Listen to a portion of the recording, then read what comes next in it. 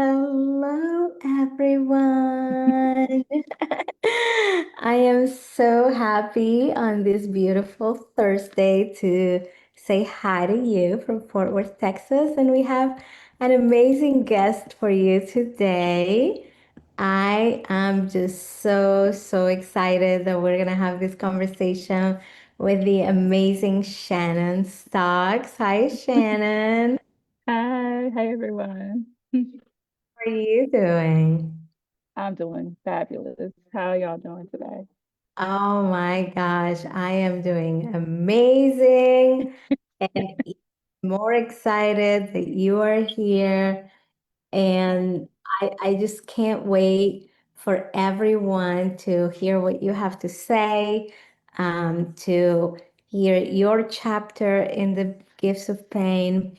But let me tell everybody what is going on with you. Well, Shannon, if you've never met her, and I suggest that you connect with her, she's the CEO and founder of Tell everybody what the name of your company is because it's just so the Stocks Spectrum Consulting LLC, and I'm known as a soul work therapist. the soul work therapist. I want you to feel into that soul work.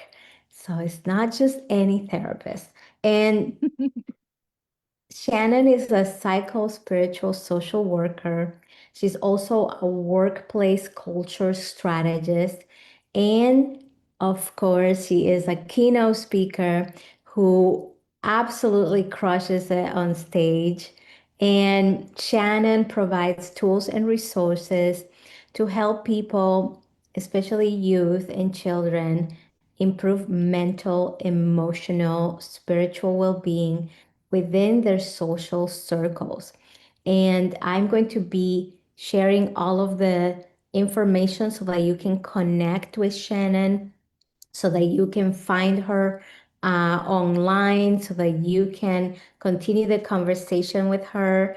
And I should say Dr. Shannon, because Thank you. she she got her doctorate, which is fantastic. So congratulations on that, Dr. Shannon. And Thank you so much. you're welcome. And so I'm just really blown away by you. We haven't known each other that long relatively, but I just really grown to love you, but most importantly to admire how will you show up for everyone in every situation? I've been just really delighted to work with you and to see your heart for people and the level of vulnerability and just heart that you put into everything. So thank you so much for who you are and for the work that you do. And without further ado, I would love for you to share your chapter in the Gifts of Pain so that everyone knows this one tiny story of the whole vast experience, lived experience that you have. Not only do you have all this training and all of this education and research under your belt, but you also have a lot of lived experience, and we're just scratching the surface with this story today. Yes. All right. So I am going to read from my story because I definitely want everyone to kind of fill in those Yes, parts from please. pressure to poise. Yes.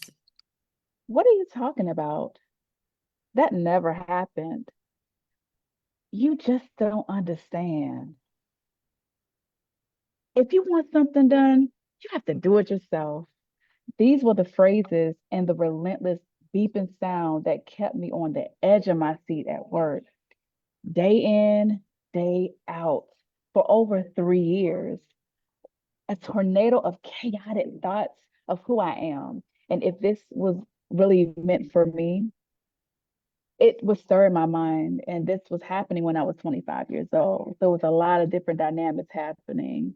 Um, so it got to the point that finally, after several nights of washing my tear stains on my satin sheets, I realized that my work as a customer service representative and my home life, it mirrored soul-sucking conversation. I couldn't take it anymore. I had to have a space where I felt free just to be me. So I went for it. I took a leave of absence for work and I found a therapist. I journaled, I reflected, I reframed, and I learned how to define who I am through my decisions and actions.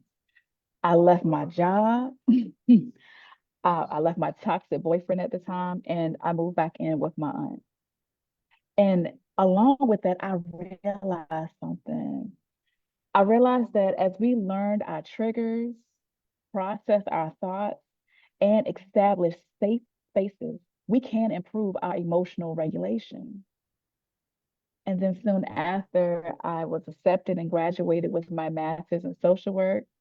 I began working as a therapist and as a medical social worker, and I became a licensed clinical social worker at the age of 35. So that's a 10-year span of how life can change within 10 years.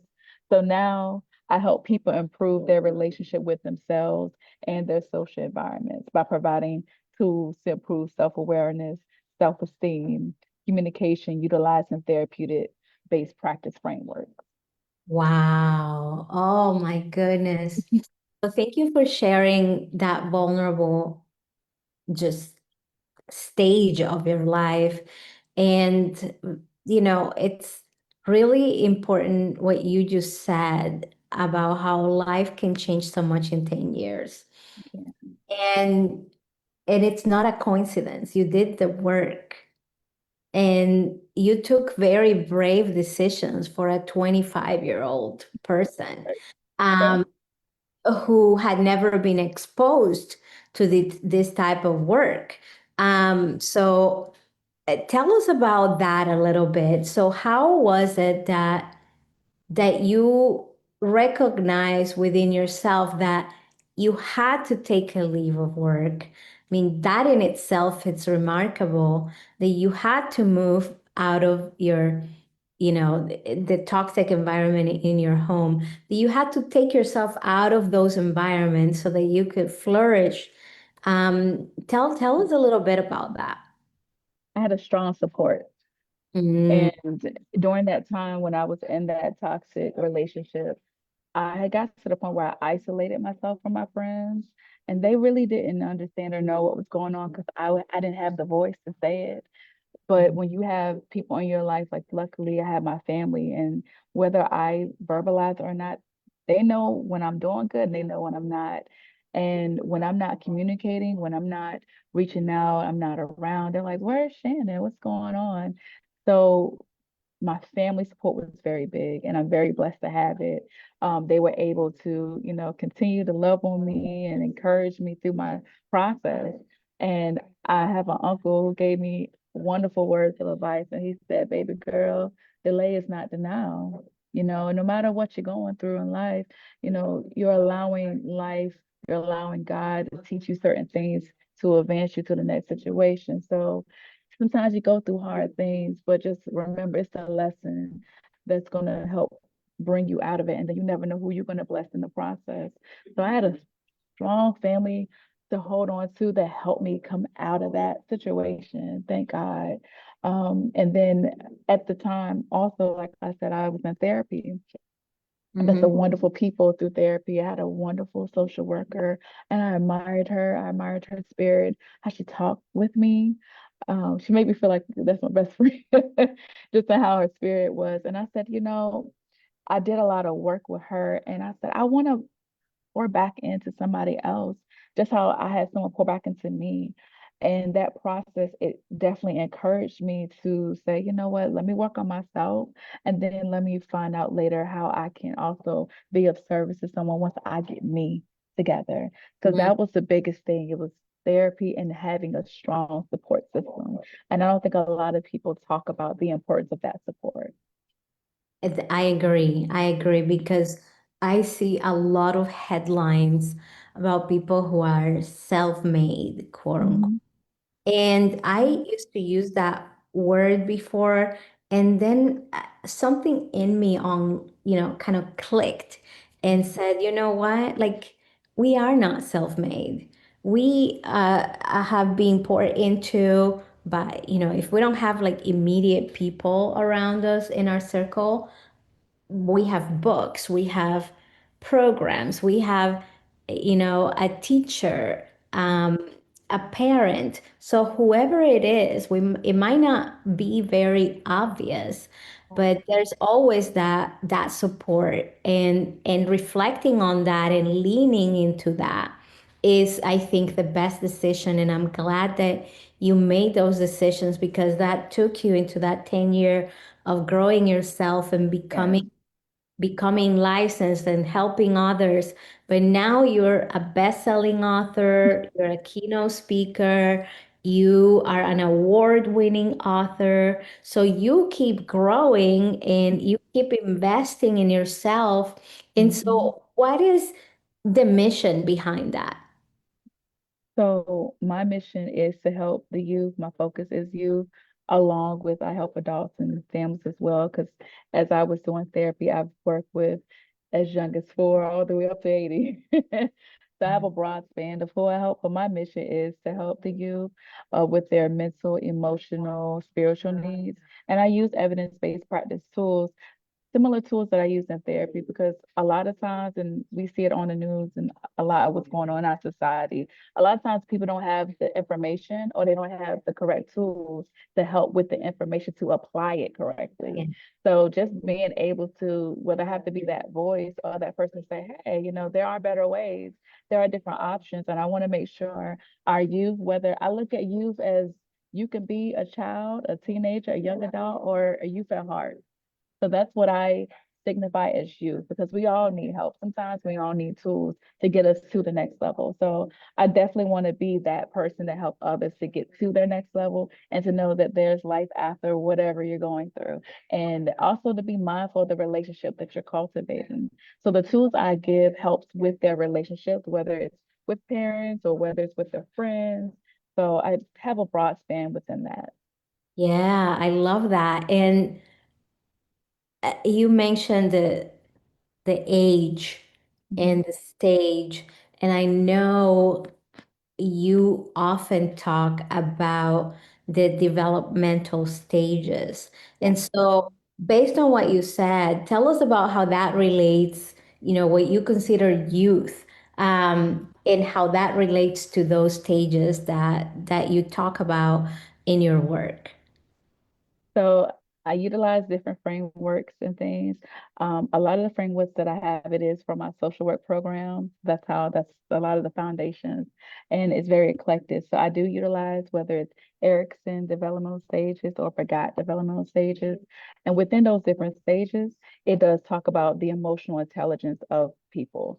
So whether you are in a stage where your age is young, but yet you're processing different things at a different emotional intelligent age. So you Mm-hmm. can be in your 50s, but you may be processing things as a teenager. So it kind of just depends on that vast depth between your actual age, your biological age, versus your emotional intelligence age.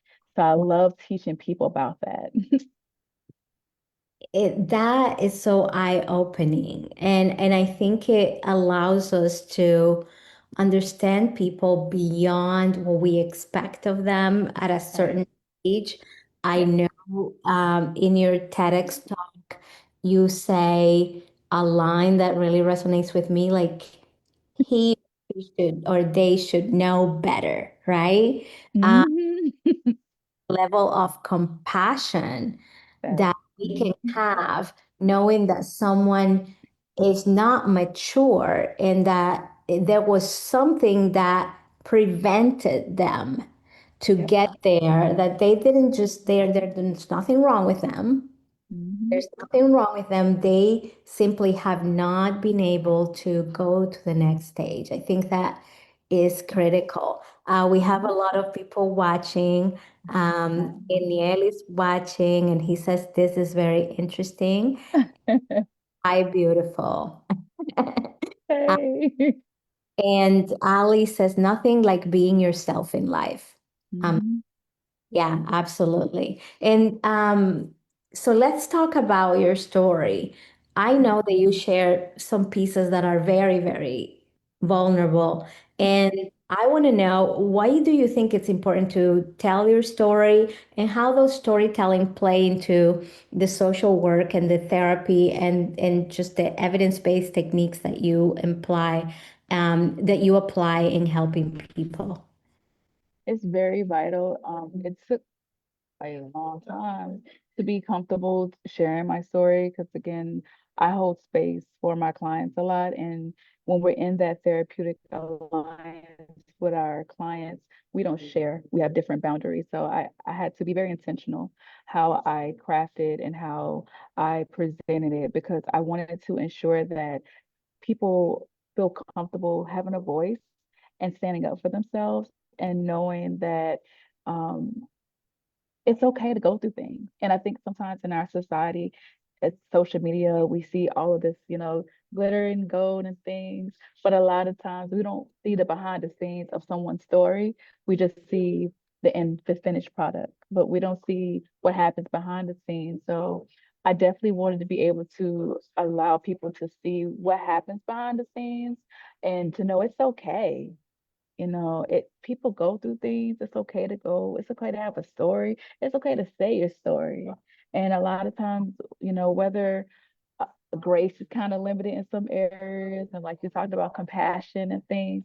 So really just getting back to the basics and just saying, hey, let your hair down a little bit and say, hey, I've been through some things too. But these are the steps I took to transmute that energy and to know I didn't have to stay there. And that it could be a choice at times. Like we go through things, we don't have the choice what we go through, but we do have the choice to say, you know what, I can either allow this to take me one road or another. And if I Mm, do want to get to that road, what are the tools I need to get there? yeah. How do I get to a higher level to where I don't got to go down this other route? It Yeah. may be where I could have went down there and I thought that's not really helping me. So what are other options that can help me? Yeah. I know I got potential, but how do I get there? So being Yeah. able to share the story and being vulnerable is something that I don't see a lot in different stories that and this is what I appreciate about our story is that we're able to get into that nitty gritty. I like the lotus Yeah. flower because with the lotus flower, it's dug up through the mud, but when you don't know the process of a lotus flower, you just see it when it rises up out that mud. But it had to Mm, go through some things, some fermenting stages. So that's what I like about being able to get vulnerable, within the gifts of pain and really being able to show like, hey, we've all been through some things, but let me be that friend, let me be that person to say, it's okay, even when it's not okay. And this is how we can get to another place in life. oh, I love that. And I love that you share that because as I was reflecting on your words right now, I thought, sometimes life gives you very just interesting options. So Yeah. sometimes, there are people who have good, better, best options. Yeah. And as you and I can relate, sometimes it's Mm-hmm. like questionable option and not so Mm-hmm. great option and Mhm, better do it options. And we don't have the mhm, best options, but I think uh, moving is what I got out of it, because I know that I've had been dealt with hands that are not very good looking, as I like to yeah. say, quoting Celia Cruz.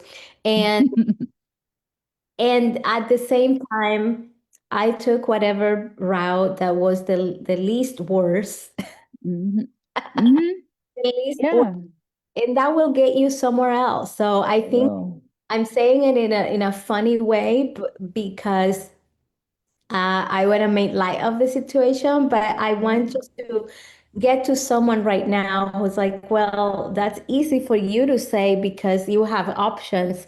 But the thing is that even Mm, if the options that we have are all bad options, mhm. making one will get you moving to the next step, and staying stagnant, I think, is the only mistake we can make. Do you It agree? is.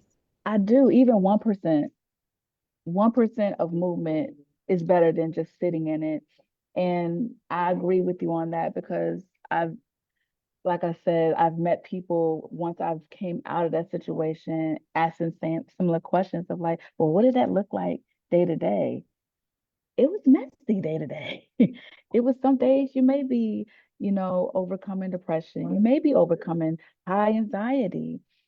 But the difference is it's finding that courage, whatever is your motivating strength, Yeah. whatever is your motivating strength, whether it is the higher power, whether it's a lot of times it's people's children, whatever your motivational power is within, even if you are having a hard time finding that motivation and thinking about the fact that you're here, the Hmm. fact that you were even born. And I have this conversation, I have science conversation with my husband all the time. It's like, it's just amazing how our human body is and all of those cells it took to create you, Yeah. all of those months it took. And it's like that was on purpose. So even when you can't find a reason, it's the fact that you were born, that you have the air in your body, that you can see, that you can walk, that you can hear me right now. Finding that inner whatever that is for you, that is important, Yeah. and just to know like a lot of those seeds, a lot of those things within our parents, a lot of those, there were unborn children here, So just being mindful of that, like, wow, I'm really here and finding whatever inner that you can to bring you up out of that is Yeah. key. So that 1%, whether you got up and took a shower today, that's 1%.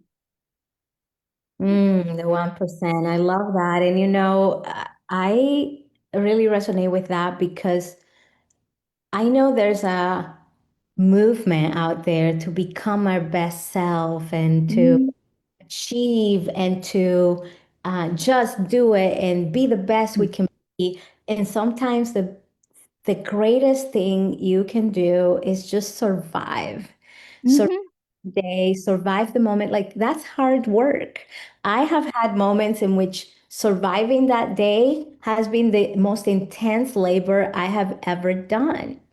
And Mhm. so I really love the 1% and I love the focusing on what is it that I have right now, what resource, and sometimes it's just a breath. It is. It is. Maria says, great interview. Wow. Thank you, Maria. Um, she's amazing.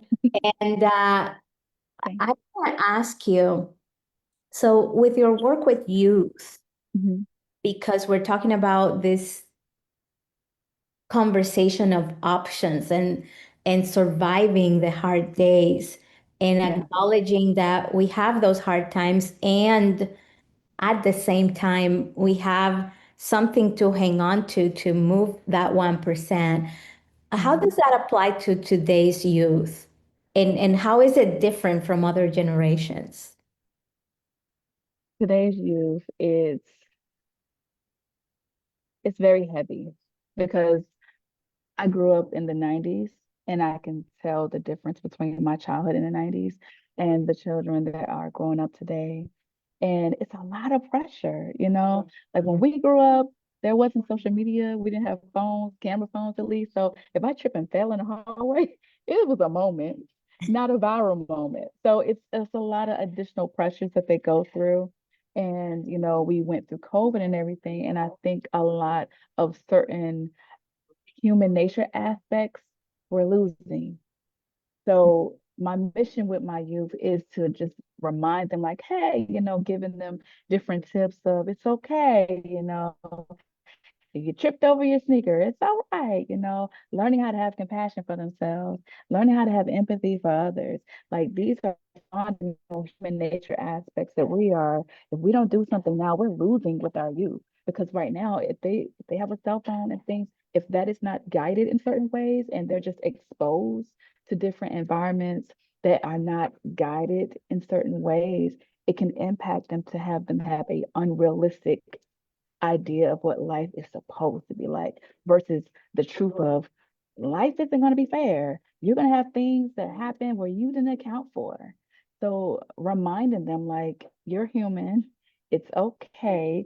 He- You may make a mistake or two, but we're learning from these mistakes, not continuing on. They're like giving them different tools that they need to be able to just be human and just be able to breathe. So Mm. a lot of the emotional regulation, I work with adults with that, but my children are critical with that. So it is important to kind of tie that in because if our adults have those skills, more than likely they can teach it to our children. So when I Yeah. work with my youth, a lot of that is breath work. A lot of that is give them tools to learn how to de-escalate. Because if they are going through like, the teenager stage and you got your hormones all over the place, these things are still happening, even in our society of social media. All of that's still happening. Those things that happened to us in the 90s. Our voice is changing, our body's changing. So just reminding them, like, you're going through life and it's okay. And we all went through life. We've all been seven before, we've all been 15 before, and then our babies that are going through that process. It's reminding them and being able to be vulnerable and Yeah. transparent and really just giving them that real education. And I was really hurt when 2020 happened because I realized we lost a lot of our older geriatric, like our Yeah. grandparents. We lost a lot of that. And I was a grandbaby kid. I love my grandmother. Mm. So a lot of wisdom and things, we're losing it if we don't realize it now and hold on to it. Because we have conversation about common sense or that why didn't that baby look both ways? Maybe they didn't realize you're supposed to look both ways. Did we Yeah. tell them to look both ways, or are they so used to holding your hand that they don't realize that you're looking both ways for them? So Yeah. it's being able to Mm. slow down and to have these conversations. And even if you've had it, keep having it. It's gonna sink in one more one day or another. And Yeah. reminding, like sometimes it takes 7 times for our brain to get it locked in, like, oh yeah, I gotta look both ways before I cross the street. Oh, I love that so much in so many levels. And something that I want to say to that is that we got to learn to regulate ourselves as parents and teachers and mentors and caregivers and social workers and therapists to be able to pour into our youth, because something that I see, and I don't know if you find this very often, but so people like you and I who have been through a lot of adversity and a lot of trauma, Mhm. we don't have to, but we could fall into the trap of invalidating our youth because Mhm. they have it better than we did. And that I think is something that we must be careful of. I love how you talk about validating them and valuing and Mhm. recognizing what they're going through. And not only their brain is developing, like you said, the hormones are on watch, but they are living a very difficult, heavy moment. And Mhm. times we cannot relate because we didn't go through what they go through today. Right. And we don't have to relate. That's what I'm hearing you say, right? We don't Yeah. have to relate to validate. Exactly. Because it's like with our babies, kind of like they're living in a glass house in a way. You can see everything now, with social media and things and recording and things. So it's like Yeah. I couldn't imagine being in school and feeling like I have to walk on eggshells because I don't want to trip. I don't want to wear the wrong outfit. I don't want to do this. I don't want to do that. It's like they have to think about so much that I didn't have to think about it at Wow. all. There's no safety. No, not at There's no all. safety. Everything can be recorded, everything can be screenshot, everything Mhm. can be blasted Mhm. to millions of people. Mhm. Um, Scary. It is scary. Yeah. Absolutely. For pointing that out. I would love to hear from our audience what is Okay. resonating with them, especially people like you and I who, grew up either the 80s or 90s, Yeah. because it is a different world, and our youth need our support. Um, Absolutely. so we're almost at the end of our time, which Oh, so really. fast. So tell us a little bit about your work and what you do and what is what you're passionate about within that. Like why is it so essential in the world today that we work with youth, Mm. with regulation and self-worth? I know that your book, Self-Esteem, is Yes. really helping children find regulation techniques as well. So why is regulation such a big deal? Regulation is everything, whether it's for children, whether it's for adults, because if we're going to be able to continue to navigate the world that we're in, it's important that we handle each other with care. Handling yourself with care first, because we don't realize a lot of times if we are going through emotional, like whether it's outbursts or you're having Mm, anger or different things, that anger is a secondary emotion going on. So you may be disappointed and hungry. You mm, may have other things going on in the background, but what your mind is formulating is that I'm angry or I'm frustrated or I'm sad. So really being able to understand what's the root, getting that's what the soul work is for. Let's get to the root. mm, Let's pull them roots out so we can figure out what's causing some of this anger, which is masking other things that's underlying within. So I think it's important that our children have the language and they know, like, I feel angry, but I can either stomp around or I can go take a walk or I can blow bubbles because sometimes with our anger, we need different outlets for it. Maybe you need to take a boxing class. Sometimes we have a lot of fire. Some are a little fiery than others. So maybe you need to take a boxing class. Maybe you need to go to the gym. Some of us, maybe they need to go for a walk. Maybe you need to take deep breathing. So having different tools in your toolbox matters because different situation is going to pull out a different version of that emotion. yeah. So it's making sure they have a solid toolbox that they can pull from and making sure that they continue to grow within that because as they mature from as a child, going into a teenager, the tools are going to change. So making sure they continue to add upon that as they grow and with self-esteem, that is my mission with our children is to have certain tools that they need, but it also has different ways where they can improve their reading because that's another critical thing that I'm learning that our literacy skills here is very concerning. And we want to make sure that our youth is reading a lot of times. And it's interesting. I've talked to some youth and they prefer books actually over electronics sometimes because that's all they see. And they're like, this hurt my eyes. Like, so sometimes it's just being mindful, like maybe we need to get a book instead of like using electronics all the time. So my self-esteem, it is a workbook and it could come in digital copy as well. So it's making sure that we know how to handle ourselves appropriately and that we handle each other with care and we don't forget about that. Oh my goodness, this is so good. I want to continue this conversation for 3 hours. Maybe we'll have you back. Yes, it'll be great. So much for shedding light into all of these amazing things that we got work to do, but also that we are already working on. Because if you're tuning into this conversation, this is a 1% for you, that you're Mhm. moving in the right direction. So I'm really Mhm. grateful for everyone who's tuning in and so excited to continue the conversation. So, what is one thing that you would like to invite people to do today to start this journey? Hmm.